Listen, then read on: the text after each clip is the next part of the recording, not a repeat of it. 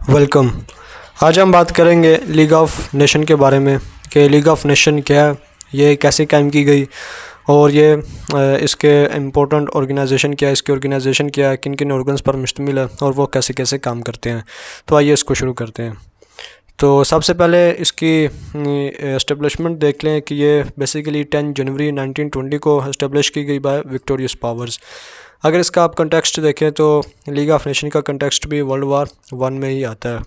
जब world war one ख़त्म हुई तो उसके बाद एक तो ट्रीटी ऑफ वर्साइल साइन की गई, जिसके साथ कुछ दूसरी ट्रीटाइज भी शामिल थी, और इसके साथ साथ लीग ऑफ नेशन कायम की गई। लीग ऑफ नेशन का बुनियादी मकसद ये था कि दुनिया में फ़र्दर पीस कायम किया जाए, जो फ़र्दर वार दुनिया में होती हैं उनको रोका जाए और एक पीस कायम किया जाए कंट्रीज़ के दरमियान।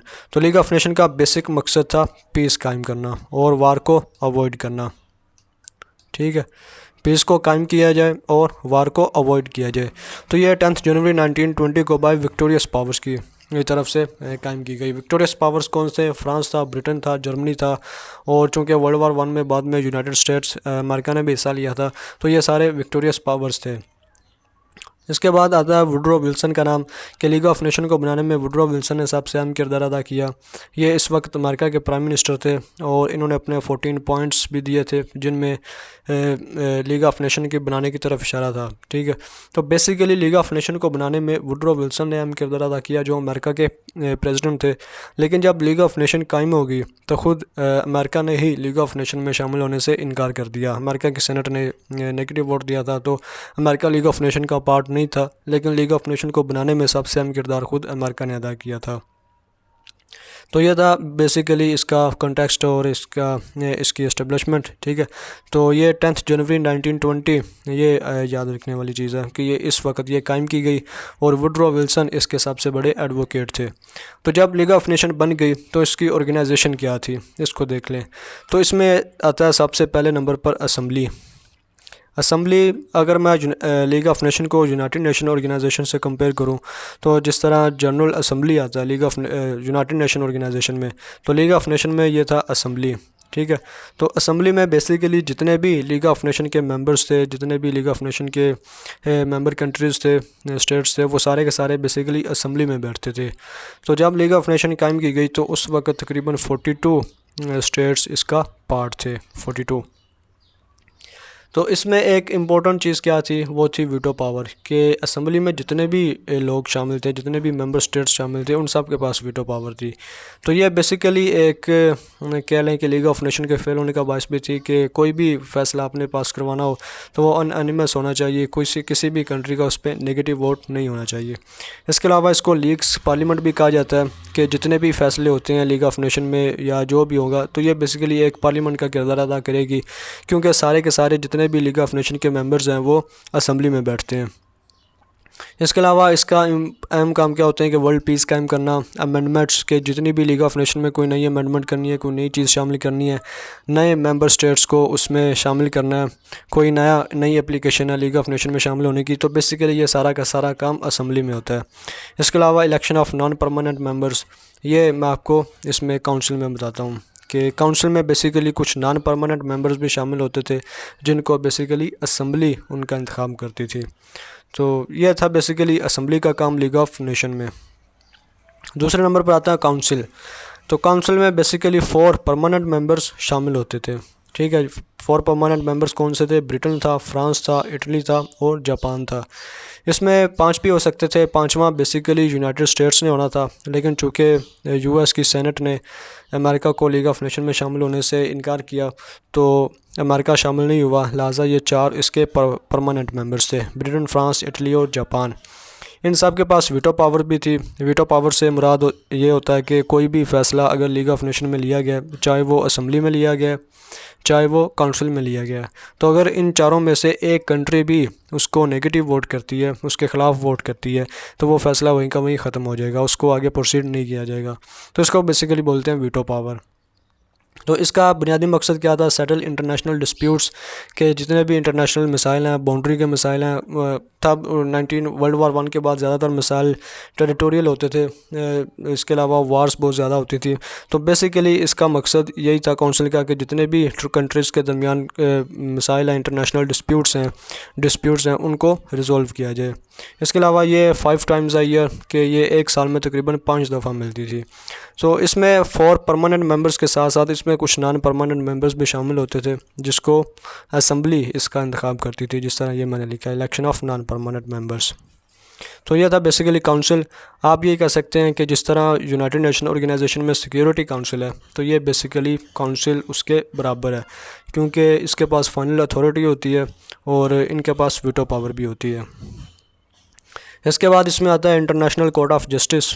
ठीक है, तो international court of justice basically united nation organisation का ऑर्गन है, जो लीग ऑफ नेशन से ही लिया गया था, सेम एज इट। तो इसकी कंपोजिशन भी तकरीबन वैसी है। कंपोजिशन में देखें तो इसमें टोटल 15 जजेस हमें मिलते हैं।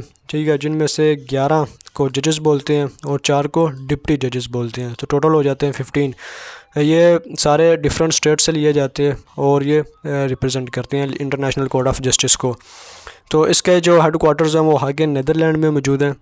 इसका काम ये होता है कि legal advice to assembly and council, कि ये असम्बली को और काउंसिल को लीगल एडवाइस दे सकती है किसी भी मामले में।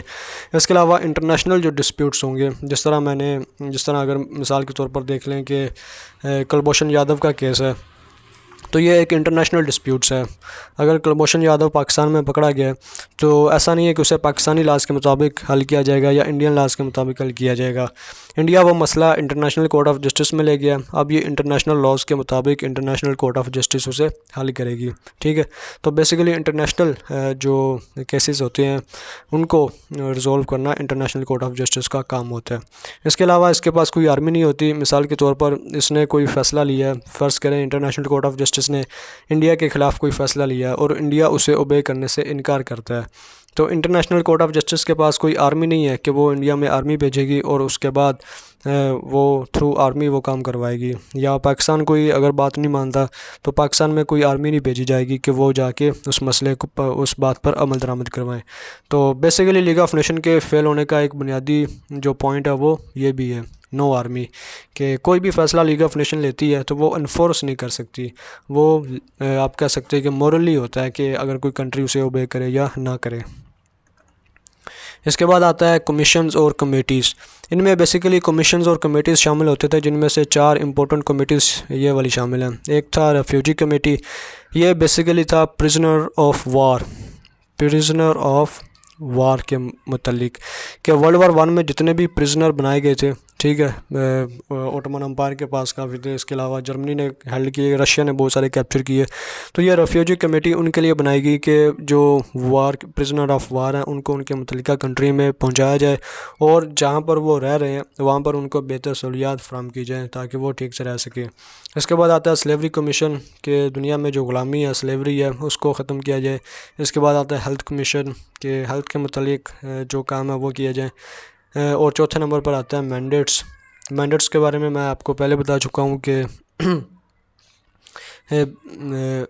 सॉरी मैंने आपको ये मैंडेट्स के बारे में नहीं बताया। मैंडेट्स बेसिकली ये होता है कि जो कॉलोनीज़ होती हैं, इंटरनेशनल कोर्ट ऑफ जब ट्रीटी ऑफ वर्साइल साइन की गई वर्ल्ड वार 1 के बाद, तो उसमें जर्मनी पर यह शर्त आयद की गई थी कि जर्मनी के पास जितनी भी कॉलोनीज़ हैं वो उनको छोड़ देगा। अब जब जर्मनी ने वो सारी की सारी कॉलोनीज़ छोड़ दी, ठीक है, तो अब उन कॉलोनीज़ को कौन रन करेगा? तो अब उन कॉलोनीज़ को बेसिकली मैंडेट्स बना दिया गया कि जितनी भी कॉलोनीज़ होंगी दुनिया में वो बेसिकली लीग ऑफ नेशन के बिहाफ से जो अलाइड फोर्सेस हैं वो उनको रन करेंगी।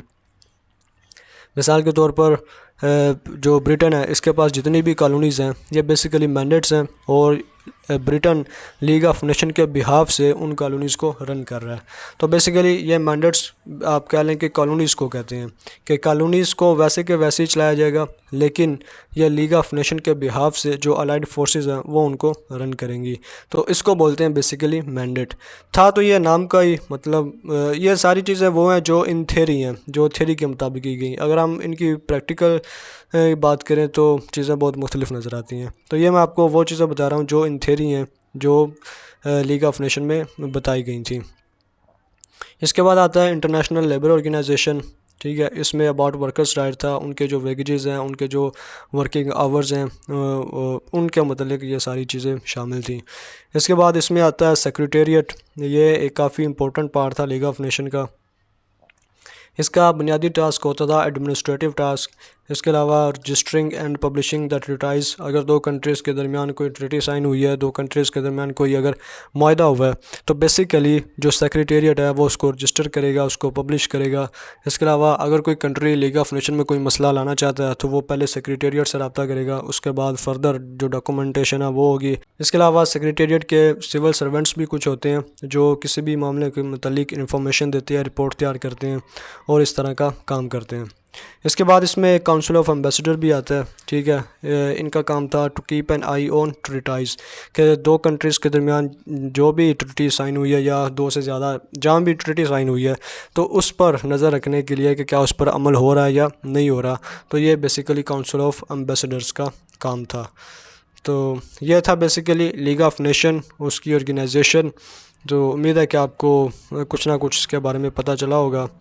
तो वीडियो देखने का शुक्रिया।